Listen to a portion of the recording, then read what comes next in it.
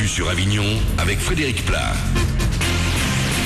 Bonjour à tous, il n'y a plus de vent ce matin à Avignon et en Vaucluse, ça va durer comme ça quelques jours. Ce qui ne va pas durer, c'est le soleil. Il va tout de même encore bien nous accompagner aujourd'hui. Les températures en petite hausse vont grimper jusqu'à 15 degrés pour ce mercredi. C'était la météo sur Énergie Avignon avec Centerfête, le spécialiste de la fête au Pontet. La justice est en une ce matin avec les assises de Vaucluse. Elles ont condamné hier Noam Boutmar à 10 ans de réclusion pour avoir tenté de tuer sa femme. Pour justifier son geste, l'homme s'est toujours dit guidé par la voix de Nicolas Sarkozy. Le procès était en appel. En première instance, les assises du Gard l'avaient condamné à 15 ans.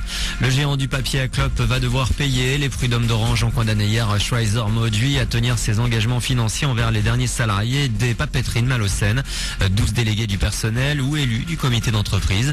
Une décision prise malgré la mise en liquidation judiciaire prononcée fin octobre et plus de 2 ans après la fermeture du site qui avait laissé plus de 200 personnes sur le carreau. Il reste 5 mois avant le bac, une étape importante puisque les heureux découvriront une nouvelle vie étudiante dès la rentrée de septembre.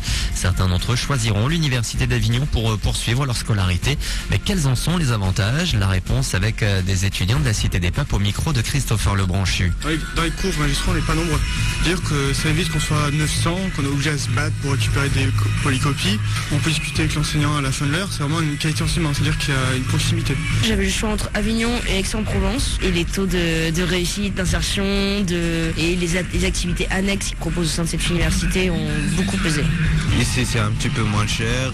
Plus, on est dans une région un petit peu calme et ça permet de faire des études tranquilles et sans avoir de pression. Et la campagne d'admission post-bac vient de démarrer. Les lycéens ont jusqu'au 20 mars pour ouvrir leur dossier d'inscription en ligne sur www.admission-postbac.fr. Le miracle n'a pas eu lieu.